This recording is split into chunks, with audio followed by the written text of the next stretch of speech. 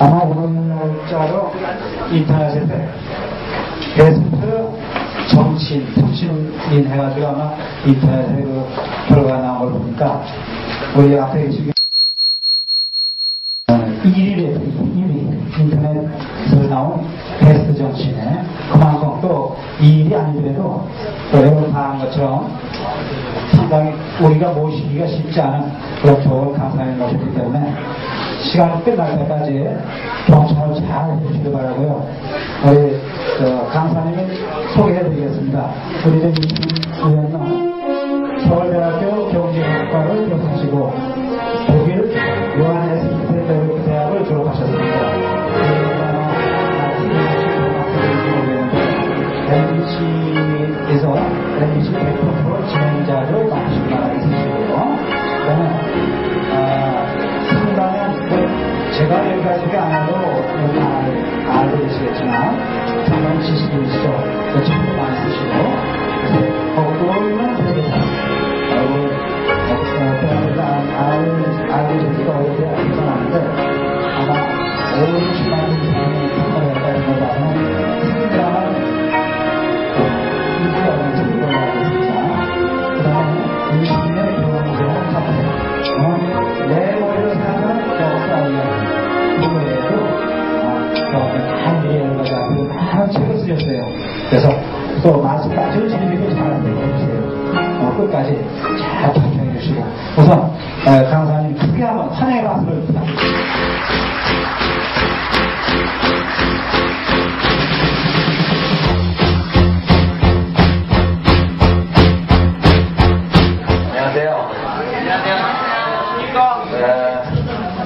지금 국회에서 일하다가 도망왔는데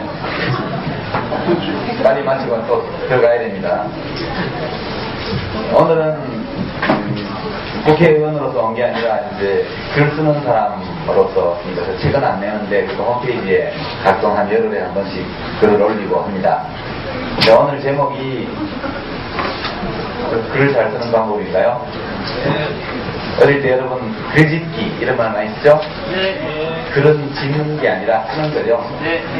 짓는다는 것은 있지도 않은 것을 만들어서 이렇게 하는 것을 짓는다고 그러는데 글쓰기는 자기 생각을 글로 옮기는 그런 일을 이제 글쓰기라고 하기 때문에 글짓기라는 말은 좀 부적절하고 글쓰기라는 말이 이제 우리에게 필요한 것이다 이렇게 이런 얘기를 할게요. 이 글쓰기가 왜 중요하냐면 여러분이 뭐 대학 입학 시험 치는데도 글을 잘 쓸수록 좋죠. 뿐만 아니라 앞으로 어떤 직업 분야에서 죄송합니다. 어떤 직업 분야에서 어떤 일을 하더라도 자기 생각을 글로 잘 정리할 수 없는 사람은 그 조직에서 유능한 사람으로 인정받을 수가 없어요. 우리가 평생 살면서 자기 생각을 글로 정리하는 그 기술 또는 방법을 아는 것은 우리가 제대로 인생을 살아가는 데 있어서 불가결한 그런 요소다. 이걸 미리 말씀드려요. 저는 지금까지 책도 뭐 여러 번 쓰고 신문에 칼럼도 많이 쓰고 이렇게 했습니다만 여러 번 만날 때 단 한 번도 문예반장이었다거나 또는 뭐 이른바 글짓기를 잘해서 어떤 상을 받았다든가 이런 적이 단 한 번도 없습니다. 그런데도 어떻게 20대 한 중반쯤 여러분 나이보다 한 7살, 8살쯤 더 많은 그때쯤 가서 저보고 사람들이 글을 잘 쓴다고 그러더라고요. 글을 잘 쓰니까 자꾸 사람들이 글 쓰는 일을 저한테 맡겨요. 그래서 자꾸 또 쓰다 보니까 또 더 잘 쓰게 되고 그렇게 해서 오늘날 그냥 글쟁이로 이렇게 살게 됐습니다.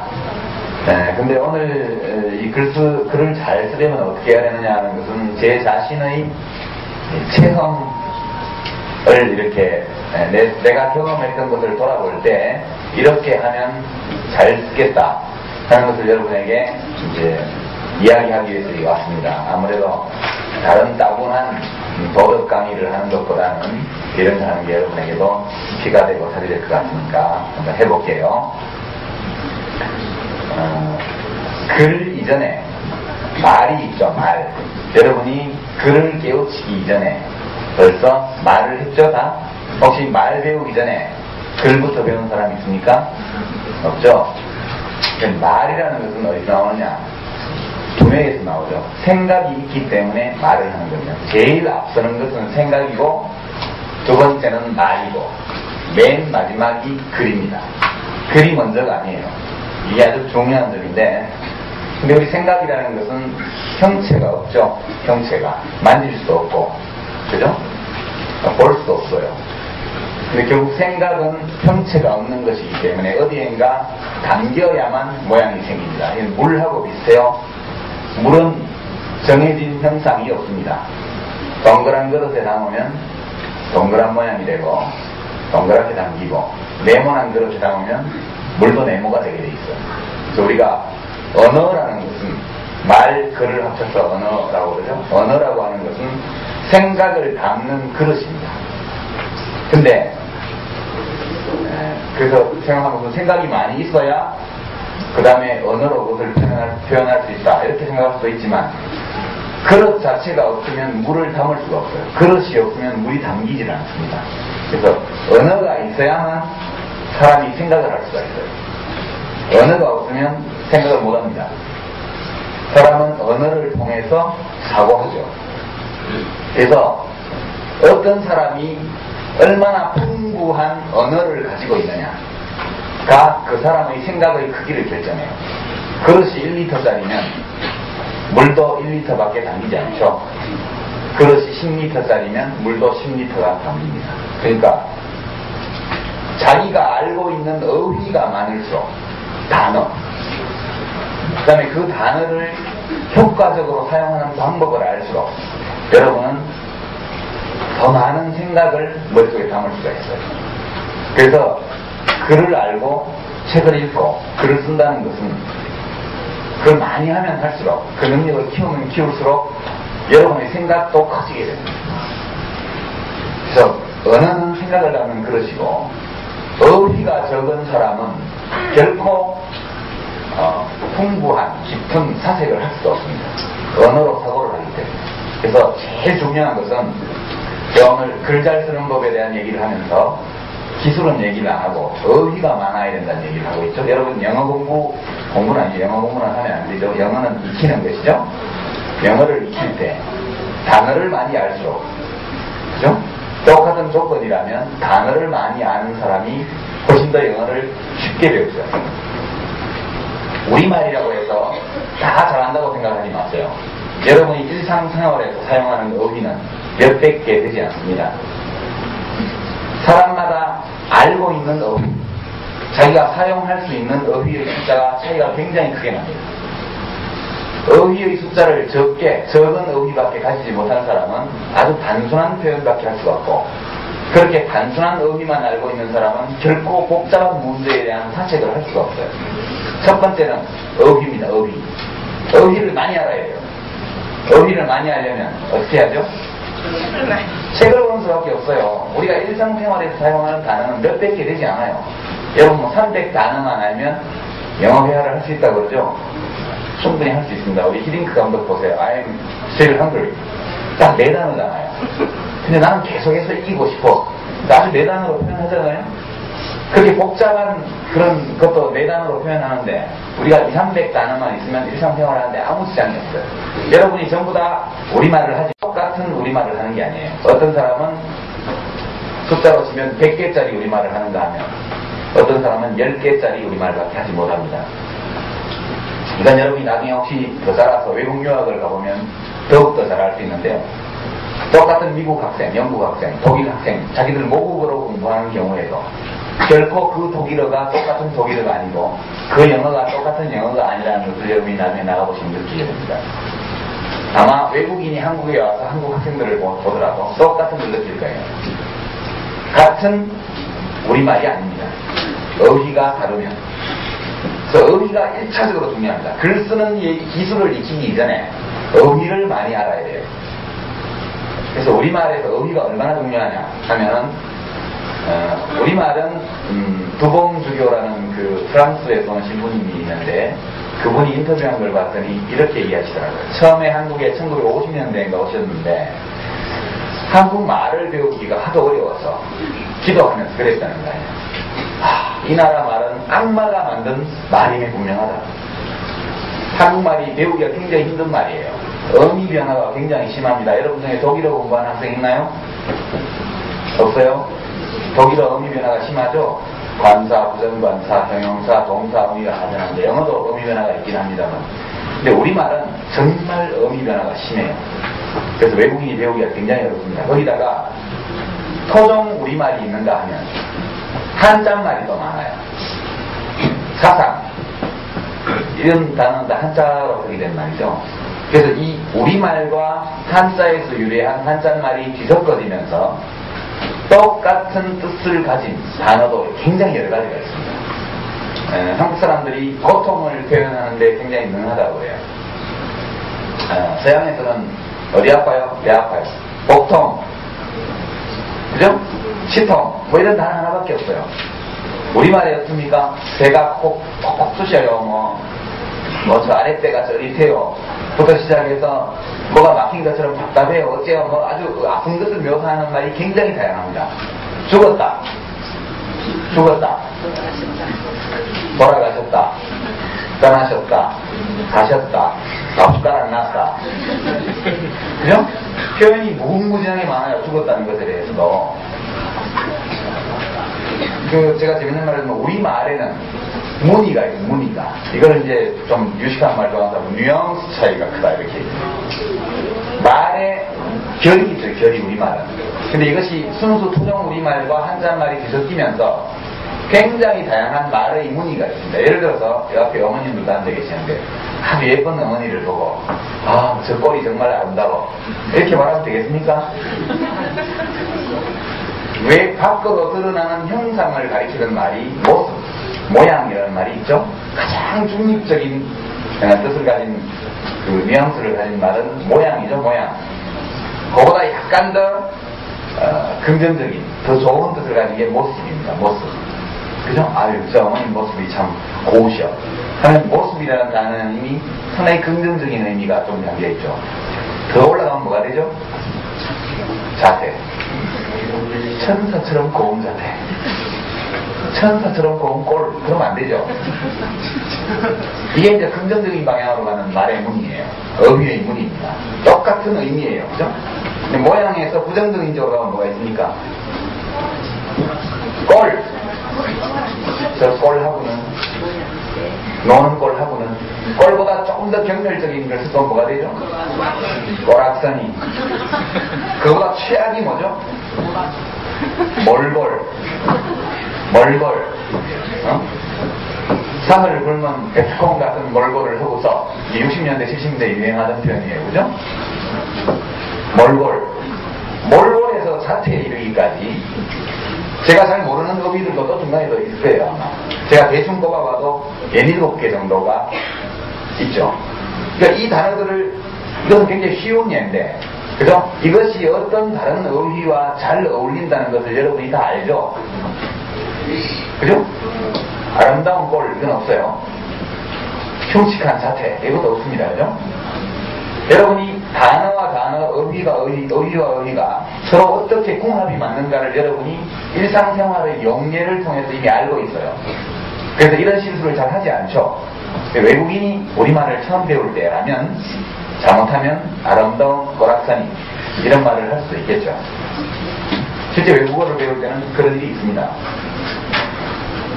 그렇게 되는데 여러분이 어떤 논술을 하거나 어떤 주제에 대한 여러분의 견해를 쓰거나 이럴 때는 참 표현이 단순해요. 나는 대학에서 학생들에게 이제 경제학 교양 과목을 강의해 본 적이 있는데 리포트를 써오거나 혹은 필기시험 답안지를 보면 한쪽의 답안지 안에 똑같은 표현이 4번, 5번 등장하는 경우가 허다합니다. 얼마나 표현법을 모르면 똑같은 표현을 한 페이지 안에 4번, 5번 반복해서 쓰냐는 거예요. 어휘가 부족해서 그래요. 같은 표현이 한 페이지 안에 4번 나오면 벌써 찍습니다. 평가하는 사람이. 형편없군. 지금은 글을 좀 덜 씁니다만 글을 많이 쓸 때는 책으로 해서 30페이지, 40페이지가 지나가는 동안 같은 표현이 나오면 아, 이건 앞에 썼던 표현인데 하고 다시 찾아보고 나서 다른 표현을 써요. 근데 그 어떤 다른 표현이 있는지를 모르면 쓸 수가 없죠. 그러니까 아주 단순하게 이것은 저것이다. 나는 이렇게 생각한다. 뭐 이렇게 해서 계속 가는 거예요. 아주 따분합니다. 이런 글은 절대로 좋은 편다는 거고. 그러니까 우선 기본이 되는 것은 어휘를 늘려야 돼요, 여러분. 우리말을 한다고 해서 다 많은 어휘를 알고 있는 것이 결코 아닙니다. 그래서 어휘를 늘리는 가장 좋은 방법이 뭐냐? 과외를 받냐? 필요 없어요, 과외가 받으시죠. 여러분이 내가 좋은 책, 우리말 어휘를 굉장히 풍부하고 정확하고 예쁘게 구사한 소설, 이런 것을 옛날에 내가 학교 다닐 때는 뭐 영어 사전을 다 외우면서 한 장씩 찢어가지고 씹어먹는다는 그런 소문도 있었는데 멍청한 짓이죠. 일시시대 때부터 유행하던 건데 이게 그럴 필요 없습니다. 그냥 한 번 읽고 잊어먹고 또 한 번 읽고 잊어버리고 또 읽고 잊어버리고 계속 잊어버려요. 읽고 잊어버리고 외울 필요가 없습니다. 그렇게 읽다 보면 어느 순간인가 그 단어들이, 그 어휘들이 나의 것이 되어 있단 말이에요. 그걸 어떻게 하냐면 계속 입력만 할 때는 그게 자기 것인지 아닌지 모릅니다. 근데 어느 순간 그 어휘들을 자기가 출력하기 시작하면, 출력할 수 있는 단계까지 가면 그런 게 자기 어휘가 되는 거예요. 용법을 알아야 어휘를 사용합니다. 단어를 외우는 건 소용이 없어요. 그래서 제가 권하는 책은 박경리 선생님이 쓰신 토지. 이 책이 제가 지금까지 읽어본 책 중에서 우리말 어휘를 늘리는 데는 가장 훌륭하게 도움이 되는 책입니다. 거기 보면 낯선 어휘가 많기 때문에 때로는 그 토지 사전이 있죠? 토지에 등장하는 어휘를 설명하는 사전이 있어요. 그거 쓸 필요 없습니다. 그냥 뜻이 이해될 때까지 계속 반복해서 읽으면 사전을 찾아보지 않아도 그 단어가 혹은 그 표현이 어떤 뉘앙스를 가진 어떤 메시지를 지닌 표현이라는 것을 저절로 알게 돼요. 한 5번 읽어도 해석이 안 되는 단어, 이런 것은 사전을 한번 찾아보면 좋겠죠.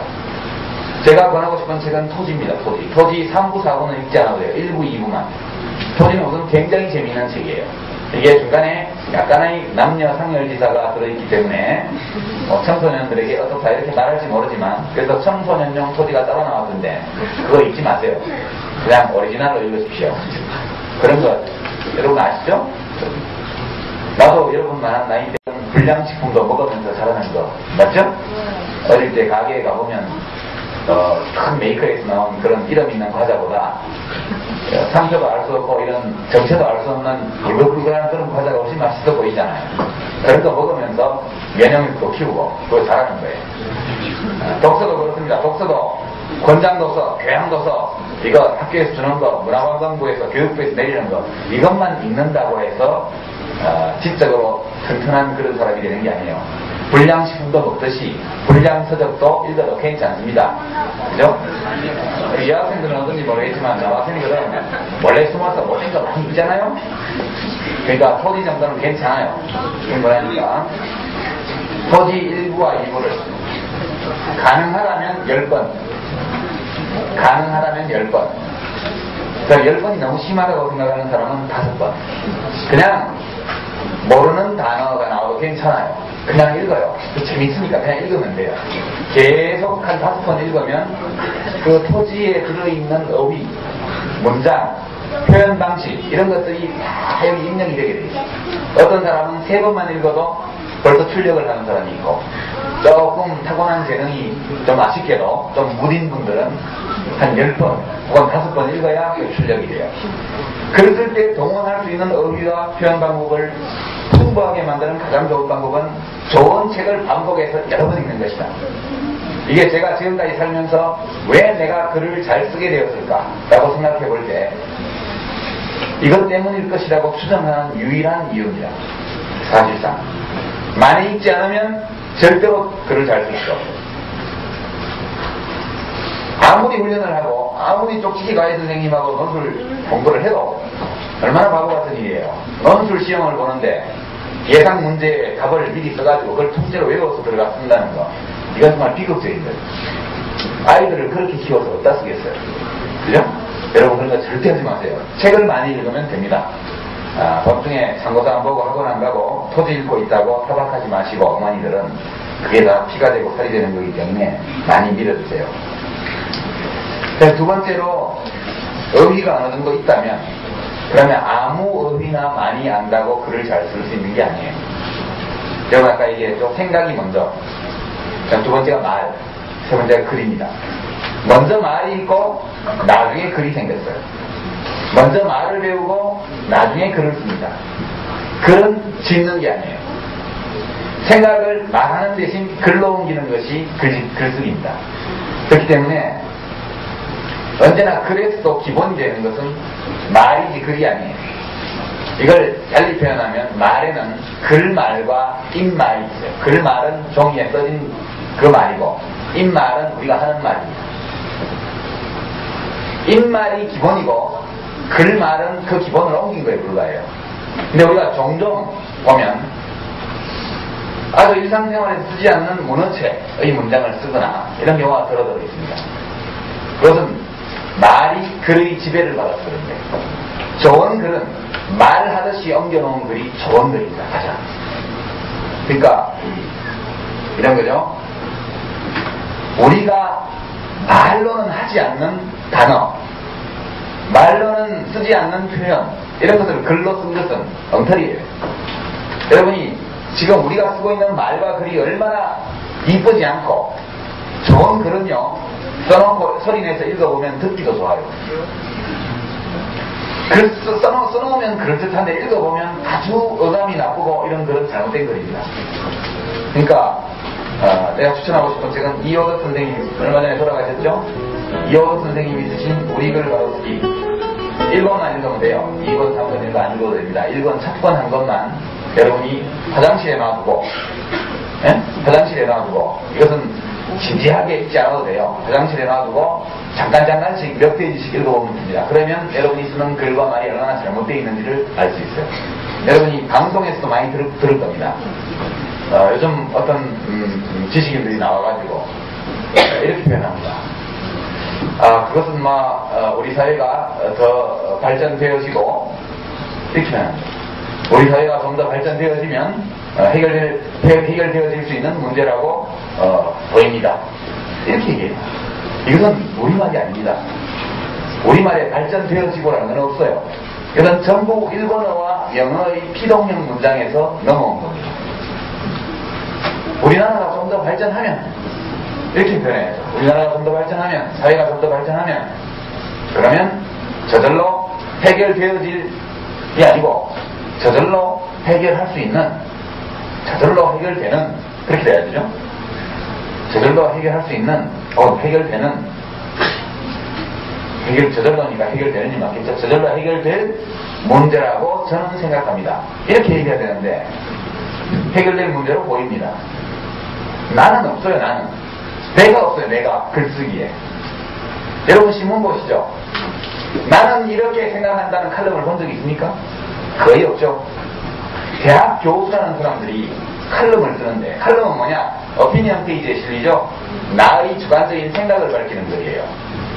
거기서 문장 속에 내가 있든 내가 없든 간에 그것은 그 사람의 생각이지 다른 사람의 생각이 아닙니다. 근데 나는 이렇게 생각한다, 한다, 나는 이렇게 본다라고 생각할 것을 이렇게 보여진다, 이렇게 써요. 아주 무책임하죠. 남 얘기하듯이. 글쓰기에는 내가 있어요. 내가. 그러니까 나를 표현하기 위해서 우리말에는 수동 문장이 원래 거의 없습니다. 아주 예외적인 경우가 아니면 수동 문장을 쓰지 않아요. 그리고 우리말에는 무생물 주어라는 게 없습니다. 그죠? 영어나 이런 데서는, 영어나 이 유럽 말에서는 무생물 주어를 써가지고 사람이 등장하지 않는 문장이 많이 있어요. 우리말에는 그런 것은 없습니다. 그러니까 무생물 주어가 들어있는 피동적 문장을 계속 우리말로 쓰니까 이게 전혀 리듬도 안 맞고 예쁘지도 않은 우리말이에요. 거기다가 한자말 많이 쓰죠? 무슨 적, 그죠? 발전적, 뭐, 그죠? 적적한 거 일본말에서 온 겁니다. 읽어보세요. 얼마나 피곤해요. 소리내서. 어떨 땐 쩍 소리가 나죠. 발전적, 그죠? 마음적으로다. 세상에 그런 말이에요. 마음으로는, 마음에는 이렇게 해서 마음적으로야 참 아프죠. 우리말은 완전히 비틀어져 있습니다. 이건 이제 우리말이 아닌 것이 들어와서 그렇게 된 겁니다. 그러니까 글을 제대로 쓰기 위해서는 읽는 사람이 편하게 읽을 수 있는 글이라야 돼요. 소리 내어서 읽을 때 예쁘게 들리는 글이라야 좋은 글입니다. 그래서 어휘를, 제대로 된 우리말 어휘를 제대로 쓰는 것. 이것이 이제 글쓰기의 기본입니다. 그 다음, 첫 번째가 어휘. 그죠? 첫 번째가 어휘. 어휘를 키우기 위해서는 좋은 책을 여러 번 읽으라는 것이 아니라 하나를 선정해서 반복해서 읽어야 돼요. 그것이 자기 것이 될 때까지. 두 번째는 그렇게 하는 과정에서 우리는 좋은 글만 만나는 것이 아니라 도체에 널린 나쁜 글들을 만나요. 우리가 읽는 책들은 심하게 오염되어 있는 문장으로 가득 차 있습니다. 우리가 숨쉬는 공기가 오염되고 우리가 마시는 물이 오염되고 그런 것처럼 우리가 쓰는 글과 말도 오염되어 있고 병들어 있습니다. 여러분이 면역력을 길러야 돼요. 아무 책이나 읽는다고 마음의 양식이 되는 게 아니에요. 음식도 상한 걸 먹으면 독이 되는 것처럼 못되게 써진 그런 책을 많이 읽으면 우리가 쓰는 말이, 우리가 쓰는 글이 병들게 됩니다. 그래서 여러분이 언제나 좋은 글만 읽을 수 없기 때문에 나쁜 글을 읽을 때는 잘못 쓰진 글을 알아볼 수 있는 능력, 이걸 길러야 되고, 그렇게 스스로 면역성을 가지고 있는, 우리가 아이들을 키울 때 멸균실에서 아이를 키울 수는 없잖아요. 나가면 세균이 드글드글한데 학교 갔다 오다가 불량식품 사 먹을지 모르는데 아이들에게 필요한 것은 나쁜 것이 들어와도 그것을 인지하고 있는 능력이죠. 인체에서 항체를 형성하는 그런 능력이 중요한 것처럼 정신적으로 또는 지식면에서도 나쁜 것을 알아볼 줄 알고 그것을 극복할 수 있는 정신의 어떤 저항력, 이런 것들을 길러내기 위해서는 이런 이호덕 선생의 책과 같은 것을 여러 번 읽을 필요도 없고 한 번만 읽어보세요. 한 번만.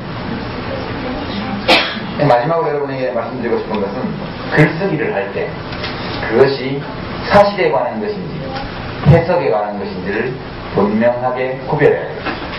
이런 거죠. 야, 이효리가 김희선보다 더 예뻐. 이렇게 누가 말했다 칩시다. 아니야, 효리보다 김희선이 더 예뻐. 누가 그렇게 반박을 했다 칩시다. 이 논쟁을 밤새도록 해서 끝이 날까요? 아니요. 안 나죠.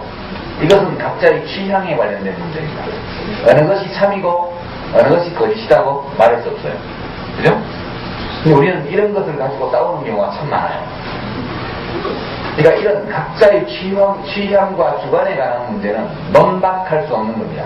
내가 된장찌개보다 김치찌개가 더 좋겠는데 대통령이 그거에 대해서 말릴 수가 있어요. 무슨 보건복지부 장관이 그거에 대해서 규제를 가할 수가 있습니까? 그건 개인의 취향이거든요. 근데 우리가 글을 쓴 것을 이렇게 보면 나의 주관적 취향과 어떤 논리적인 어떤 주장 사이에 구분을 못해요. 어느 게 어느 건지. 제가 한 예를 들어보죠. 우리가 서로 논쟁을 하고 의견을 주고받으려면 자기가 내리는 어떤 주관적인 판단의 근거를 제시해야 돼요. 예를 들어서 나는 이효리가 김희선보다 더 마음에 들어. 왜냐하면 몸매가 더 풍만하니까. 이렇게 얘기한다고 쳐봐요. 그러면 그에 대해서는 논박할 수가 있습니다. 풍만하다는 근거가 뭐야? 그럼 어디가 살이 많으면 풍만한 거야? 이렇게 논쟁을 벌일 수가 있어요. 그러나 나는 당연히 나는 이효리가 김희선보다 더 좋아 이렇게 얘기하는 거에 대해서는 답이 단단하죠. 그러니? 그 외에는 말할 수가 없어요. 근데 어떤 논증하는 글을 쓰라고 과제를 주는데 자기 취향을 잔뜩 늘어나요. 그러면 평가하는 사람 입장에서 보게 되면 얘는 이효리를 김희선보다 더 좋아하는구나. 그 사실만을 알 수 있을 따름이지 그 사람의 논증 능력을 검증해낼 수가 없어요. 여러분이 수필을 쓰면 상관없어요. 그러니까 대부분 여러분이 대학 입시에서 만나거나 학교에서 과제물을 처리하거나 대학 다니면서 리포트를 쓰거나 또는 사회에 진출한 다음에 직장 생활을 하면서 보고서를 쓰거나 기획안을 만들거나 이럴 때는 언제나 중요한 것은 근거입니다. 근거. 어떤 판단이 아니라 자기가 그 판단을 내린 근거를 제시해야 돼요. 논증하는 능력이 가장 중요합니다. 그래서 어떤 것이 반박할 수 있는 것이고 어떤 것이 반박할 수 없거나 반박할 필요조차 없는 주관적인 취향에 관한 문제인가를 구분을 해줘야 돼요. 그래서 글쓰기를 할 때 이거 참 이제 조심해야 되는데요. 제가 한 예를 들어보죠. 우리 이 대한민국 국민들은 어릴 때부터 토론을 참 별로 안 하죠. 되게 큰 병폐입니다. 엄마 이건 왜 그렇게 해야 돼? 선생님 왜 그렇게 해야 돼요? 조그맣게 말릴 거 꼬박꼬박 말릴 거야. 또는 선생님 이건 왜 이래요 저래요 그러면 여기 선생님들 안 그러시겠죠? 과목이야 너무 따지는 것도 꼭 좋은 것은 아니다. 이거 곤란하죠? 이렇게 하면 안 됩니다. 아이들은 다 창의적이에요. 근데 어느 순간 나이가 되면 아이들이 창의적이기를 그만둬요. 왜냐하면 창의적으로 하려면 몹시 피곤하거든요. 왜냐하면 의문이 해소되지 않으면 물어봐야 되는데 물어보면 잘못하면 너 나이 몇 살이야? 이렇게 이제 답변이 돌아오게 돼요. 사회에 나가면. 학교에서는 안 그러겠지만. 그러니까 왜? 라는 물음을 계속 던지는 사람은 인생이 피곤해요. 대한민국에서는. 근데 대부분의 천재들은 어릴 때 별명이 미스터 화이 이런 경우가 많습니다. 끊임없이 제가 독일 있을 때 지금 여기서는 대학원생이죠. 대학원생들의 국제 세미나에 가서 여러 나라 학생들이 다 모였어요. 독일 학생 둘이서 논쟁을 하는 걸 봤는데 한 학생은 독일 남부 뮌헨 근처의 바이에른주에 온 학생이에요. 우리나라로 치면 경상도 비슷한 데입니다. 대구. 알겠죠? 어떤 데인지? 그 다음에 한 학생은 함부르크에 있는 학생이에요. 그럼 북독일 쪽에 있는 항구 도시입니다. 우리나라로 치면 어디쯤 될까요? 인천 뭐 그쯤 될까요? 둘이서 텔레비전을 보고 있는데 어떤 정당의 청년당원 행사에 그 당의 당수가 나와, 천재가 나와가지고 같이 테크노 댄스를 추면서 노는 장면이 나와요. 50대의 정당 대표가 20대의 대학생 당원들하고 테크노 댄스를 추면서 노는 장면이 나와요. 근데 봤더니 어떤 젊은 그 대학생 당원이 배꼽에 피어싱이라고 그러나요? 그걸 했어요. 배꼽티를 입었는데.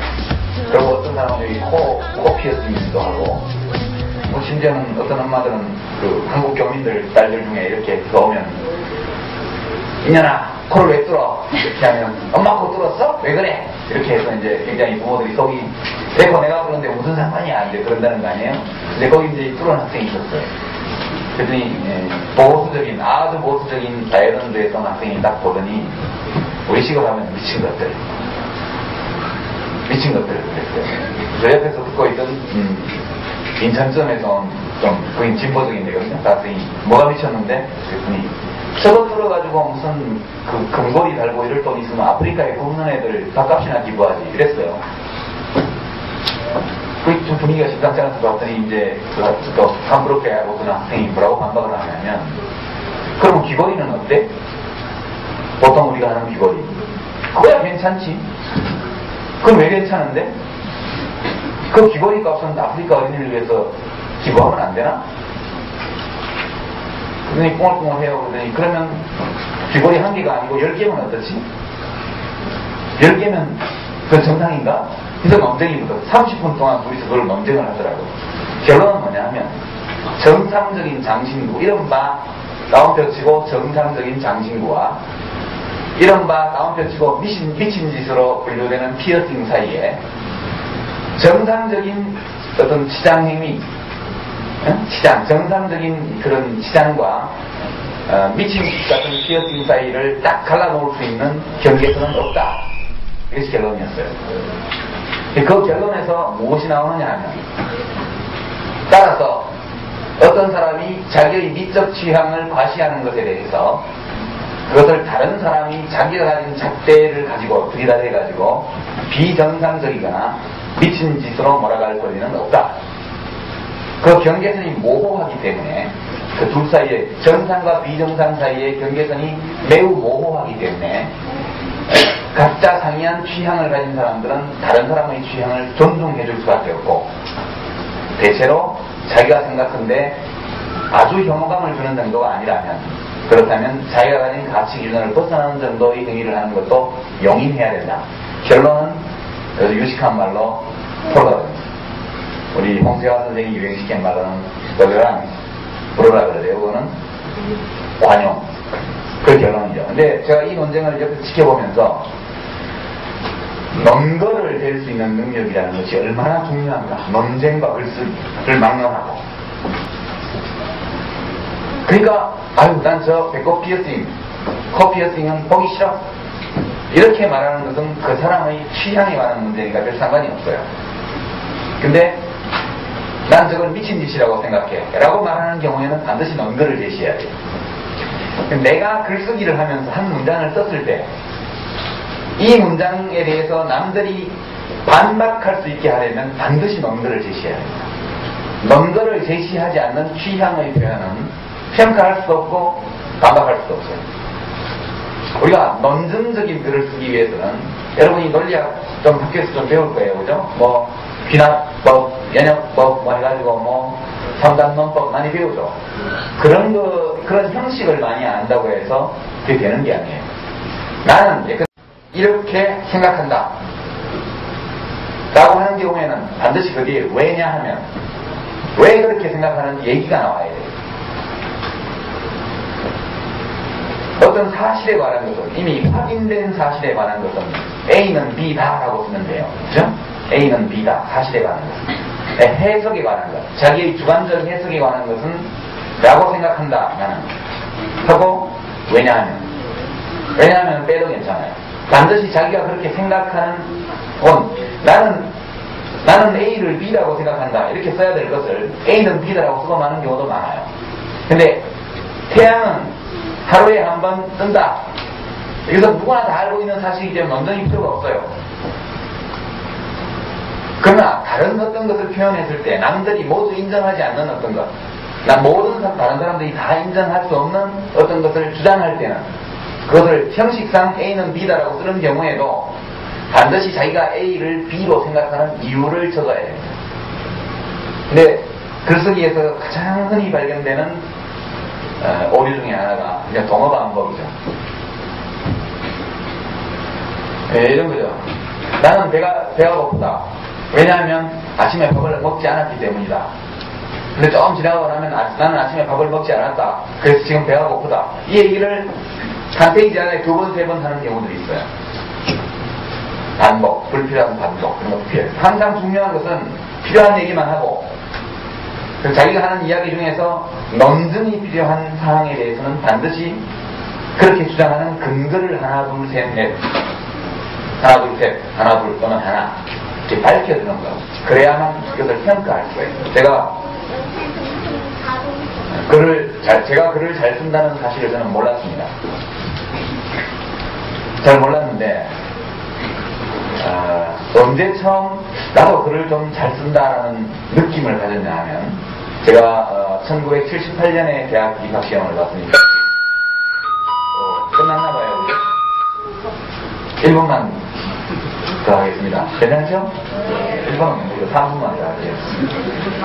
그때는 예비고사라고 지금 수능시험 같은 게 있고 또 이제 거기다 0.4를 곱해갖고 안고 들어가서 최종 라운드, 본고사 이게 또 시험으로 합쳐서 이렇게 뽑는 제도였는데 저희 때는 국어, 영어, 수학, 사회 이렇게 이제 본고사를 봤어요.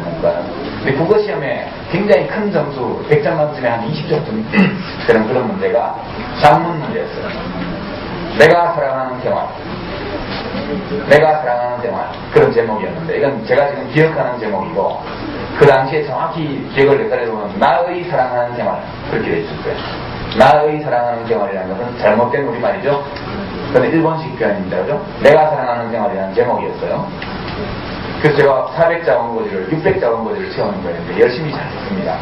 또 나서 봤더니 제 글의 주제는 뭐냐면 나는 평범하게 사는 생활을 사랑한다. 그게 저희 주장의 여지였는데 나중에 봤더니 성적도 좋고 그리고 스스로 생각해 꽤 잘 썼다 이렇게 생각을 했어요. 그리고 나중에 이건 이제 글을 잘 쓰는 마지막 요령에 관한 겁니다. 이건 진짜 비결인데 아무에게나 알려주면 안 되는데 항상 수첩을 가지고 다녀야 돼요. 생각은 어떤 그림자 같은 거예요. 버스를 타고 가는데 목욕을 하는데 갑자기 어떤 생각이 스쳐가요. 이건 매우 중요한 생각이에요. 내가 지금 느끼기에 이게 중요한 생각이다. 꼭 기억해놔야겠다. 집에 가면 아까 버스를 타고 올 때 무슨 생각이 났었는데 그게 뭐에 대한 생각이었더라? 굉장히 중요하다는 생각을 했다는 것만 기억에 남고 정작 그것이 무엇이었는지는 잡히지 않는 경우가 대단히 많습니다. 수첩을 가지고 다녀요. 작은 수첩을. 무엇인가 스치고 지나가면 캐치를 잡아요. 무엇이든 상관없어요. 그냥 완벽한 문장을 만들지 않아도 일단 메모를 해요. 그러고 나서 그 다음에 메모를 몇 가지 중요한 단어를 메모한 다음에 그걸 다시 정리를 해요. 또는 친구랑 영화를 보기로 약속을 했는데 영화관 앞에 있는 햄버거 집에서 기다리고 있다. 근데 친구가 20분 늦겠다고 전화가 왔다 이런 얘기예요. 여러분 앉아서 뭐합니까? 멍청하게 앉아있거나 옆에 오락기가 있으면 오락을 한번 하든가 또는 뭐 PDA 같은 거 가지고 있으면 뭐 그걸로 누구한테 뭐 핸드폰 있으면 문자 메시지 보내든가 뭐 그런 거 하겠죠. 그 시간에 메모를 해보세요. 글쓰기의 맨 마지막 단계는 스킬, 기술에 관한 겁니다. 이 기술은 누구에게 강의를 들어서 길러지는 것이 아니라 자기가 많이 써볼 때에만 늘은 겁니다. 많이 써볼수록 빨리 쓰게 돼요. 많이 써볼수록 짧은 시간에 많은 양을 쓸 수가 있습니다. 많이 써볼수록 더 풍부한 의미를 출력시킬 수가 있고 많이 써볼수록 더 다양한 표현을 자기 것으로 만들 수가 있습니다. 그래서 그 햄버거집에 앉아서 자기 눈에 보이는 모든 것들을 묘사해 보는 거예요. 지금 저 앞에는 어떤 꽃병이 놓여있다. 이 꽃병은 이렇게 생겼는데 예쁘다. 그 위에는 꽃이 무슨 색깔 꽃이 어떤 게 꽂혀있다. 어떤 커플이 지나가는데 너무 야하게 허리를 끼고 지나가서 꼬리 씌었다. 등등 무엇이든 좋아요. 기록해야 됩니다. 제가 26, 7대에서 내가 글을 좀 잘 쓴다는 사실을 알고 나서 비로소 그 훈련을 스스로 시작을 했습니다. 그래서 그때는 이제 좀 시국이 요즘처럼 좀 평화롭지가 않고 그때는 뭘 잘못 쓰면 잡혀가고 그럴 때라서 쓰고 나서 며칠 지나면 다시 불태워버리고 끊임없이 쓰는 훈련을 스스로 하는 거예요. 여러분이 메모장을 가지고 다녀야 돼요. 머릿속을 스쳐 지나가는 어떤 것, 어떤 상명, 어떤 단상 잡아야 돼요. 기록되지 않은 사상은 사상이 아니에요. 기록되지 않은 논리는 논리가 아닙니다. 반드시 글로 기록한 것만이 확실하게 남는 것입니다. 그래서 무엇이든 괜찮아요. 졸고 있는 친구의 뒷모습을 묘사해도 좋고 나는 남자친구나 여자친구, 이성친구가 없는데 그게 있는 친구에 대한 질투심을 적어도 좋고 그 어떤 것이든 상관없어요. 그걸 절절하게 자기 생각 그대로 옮기는 훈련을 하루에 20-30분 짬내서 하는 사람과 그렇지 않은 사람의 차이는 일주일이면 하루 30분씩 잡으면 210분 차이가 나게 됩니다. 그죠? 일주일이면 210분 차이가 나게 됩니다. 한 달이면 약 800분 정도의 차이가 나게 돼요. 800분이면 몇 시간입니까? 13시간 되잖아요? 14시간. 한 달에 13시간, 14시간씩 글쓰기 훈련을 하는 사람과 그것을 전혀 하지 않는 사람의 차이라는 것은 약 1년이 지나가고 나면 글쓰기에 관한 초등학생과 대학생 정도의 차이가 나게 되어 있습니다. 여러분에게 꼭 권합니다. 오늘의 결론. 첫째, 좋은 책을 반복해서 읽어라. 박경희 선생님의 토지 1, 2부 무지하게 재밌습니다. 조금 야한 장면이 있긴 하지만. 두 번째, 예쁜, 고운, 제대로 된 우리말을 써야 된다. 그걸 알아보는 능력을 길러야 되고 나쁜, 잘못 써진 우리말을 볼 때에도 그것을 알아보고 극복할 수 있는 능력을 여러분이 가져야 된다. 세 번째가 글을 쓸 때는 이것이 확정된 사실에 관한 것인지 나의 주관적 판단에 관한 것인지를 구별하고 나의 주관적 판단이 개입되어 있는 문장에 대해서는 반드시 그 판단의 근거를 제시하는 습관을 길러야 됩니다. 네 번째, 끊임없이 기록하라. 메모지를 들고 다니라. 이 네 가지만 여러분이 오늘 제가 말씀드린 대로 하시면 앞으로 1년만 그렇게 하면 여러분의 글쓰기 능력은 지금보다 양으로 비교할 수는 없겠지만 적어도 10배 이상은 그렇게 비약적으로 성장하게 될 것이라고 제가 혹은 장담해 드립니다. 일단 해보시고 그럼에도 불구하고 안 되면 저에게 손해배상을 청구하시기 바랍니다.